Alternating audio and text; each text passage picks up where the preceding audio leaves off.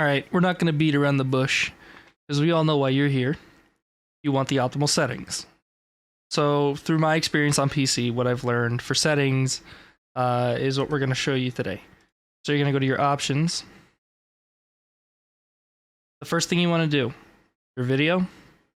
I will have a tool linked in the description from previous experience, and I know I'm not the only one. A lot of people have had this issue. There have been times where you're full screen in Overwatch and it will just all of a sudden stop working, kick you out of the window, and the game will still be open, but you can't shoot or anything. You go to click on it and it just won't let you move.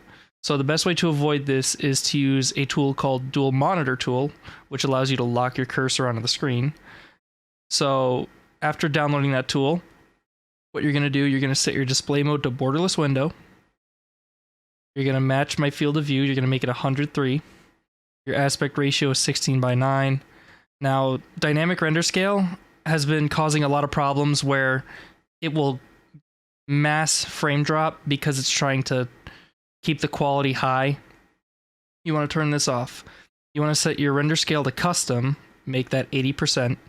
You want to set your frame rate to custom and do whatever your monitor's refresh rate is. VSync you want off, triple buffering off. Now, if you have an NVIDIA GeForce card, what you want to do is you want to turn on reduced buffering and do NVIDIA Reflex enabled plus boost. What this does is it lowers your input latency with your keyboard and mouse to game ratio. After that, you want to make sure your gamma is at 2. Your contrast and brightness are both at 1, so that stays. I don't have HDR, so I don't know if HDR benefits or is not. Next, you're going to want to head to graphics. So your overall graphics quality, you want it to be set to low. This is going to be very low poly models when you're in-game, but you're very rarely going to notice it. Your upsampling, you want that at default. Textures are medium. Texture filtering is ultra 8 times. Local fog is medium. Dynamic reflections is off.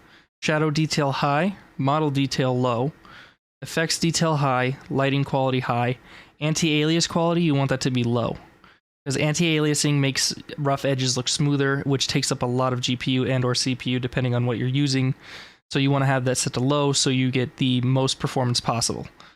Refraction quality high. Your screenshots are going to be at 1x resolution. Ambient occlusion off, local reflections on, and damage effects, keep that at default. For the details, turn everything on. It's very beneficial when you can see your FPS, your temperature, your VRM. Now, if you do have a higher refresh monitor, like 144 Hz, which is the standard, or higher, you will notice that the menus clock at 60. Don't worry, it's not, nothing's wrong. The menus clock at 60 because they don't have any assets to go higher than that. But once you turn on everything for details, I'm going to give you recommended sound settings. These are my personal sound settings, so you don't have to do these. You can do your own. The master volume's at 100. Your sound effects are at 70. Music is off, obviously. Your in-game voice volume is at 100. Your playback device is your default device, or if you want to switch it, you can switch it here, but it will affect the output if you record in OBS.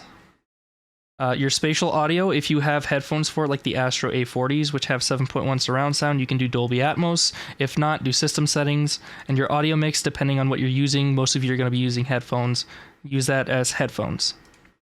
So with sounds, what's very helpful, especially for like very ADHD people such as I, you're not looking at the death cards a lot. Like you're not looking at the kill feed.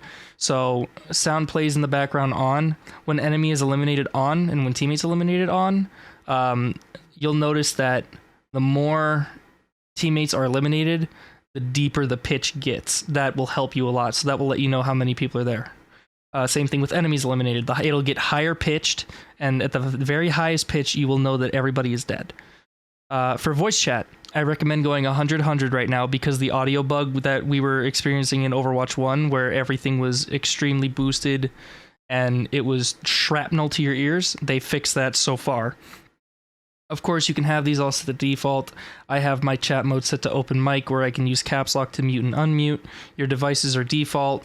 I'll show you in another video how to manually change your input-output for a specific app. Your controls. Now, your sensitivity, depending on your DPI, I use 1800 DPI, so I'm at a 1.2%, which allows me to do this entire mouse pad is a 180. Invert look you can have off. I'm not going to do heroes in this video. I'll do that in the next video. But your controller sensitivity, you can do whatever you want. You need to go under advanced though and turn off aim smoothing completely because this is leaking into the mouse right now. Your reticle type, this is a big one. Like, this is really beneficial.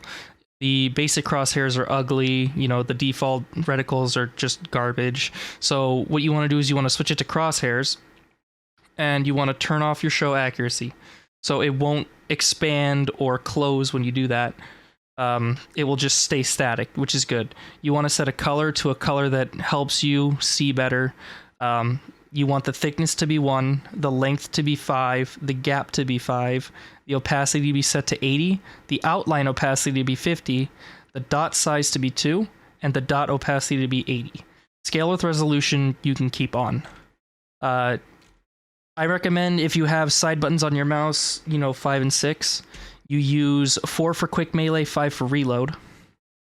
As for other controls, we'll go through that later. Interface, you know, you can keep that standard. I would recommend, a lot of you are going to have Alt as most likely group up or some kind of keybind.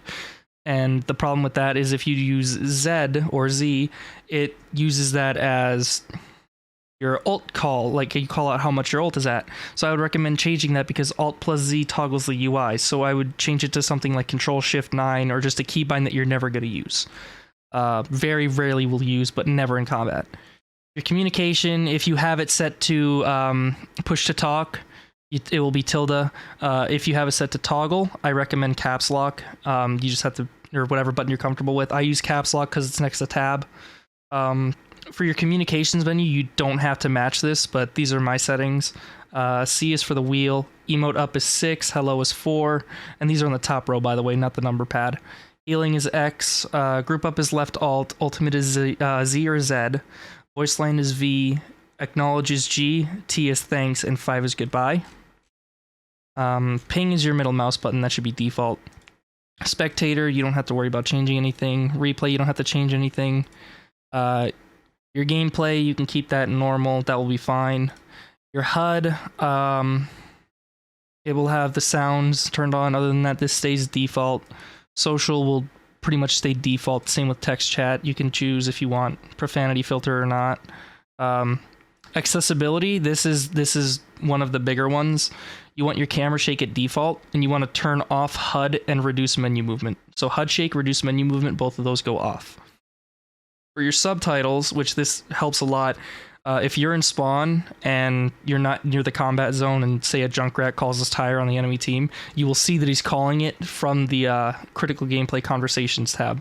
So it will pop up, he'll say fire in the hole, you'll know, okay, he's ulting and I'm at spawn, I should flank or whatever. So set the subtitles to critical gameplay plus conversations, not everything, otherwise you're gonna have a mass overflow of just voice lines because people spam them, characters talk organically, and it holds up to 3 to 4 lines of text at once, so you want it to be the critical gameplay and conversations if you like lore. If not, just do critical gameplay. Your color blindness, this is up to you. Changing your enemy and friendly UI colors help a lot. I recommend for enemies you pick a bright color like orange, yellow, lime green, you know, red, gold, something like that, just to really have that outline stand out. Your friendly UI color, you can do something a little more calm, relaxed, like purple or aqua, you know, a darker color, or you could have them both be bright. It's up to you. Group and alert do not change. Sadly, I wish that was a possibility, maybe in the future. Text to speech, if you have visual, if you're not blind or visually impaired, this isn't going to matter to you. If you are, I have a tweet that I will link. I need to find it, but I have a twit longer that will be in the description that describes how the menu goes in order from basic menu to submenu. Once you finish that, apply your settings, restart the game, and then you'll notice the next time you go into the practice range, you'll be locking in the highest frame rate you can. So if you're 144, you'll lock 144. If you're 60, you'll lock 60, 70, you know. Once you pick a character and you enter the range, you'll notice on the top left, my frame rate is pretty much capped at max.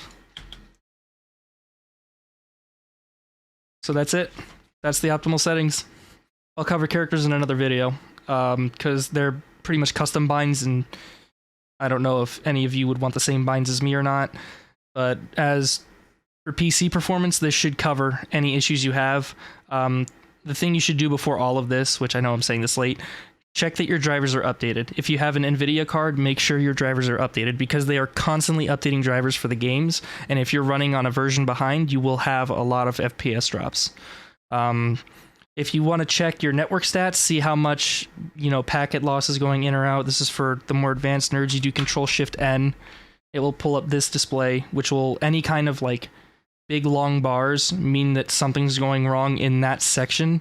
But since there's no bars here, you can see that there's no packet loss in or out on the bottom. So that means I'm not losing any data. Shots are going to register. They've pretty much fixed the floating issue where projectiles actually come out properly. So that's your network stats. That's how you find out if things are going wrong. But there you go. Those are the most optimal settings you can get right now for Overwatch 2. Take care.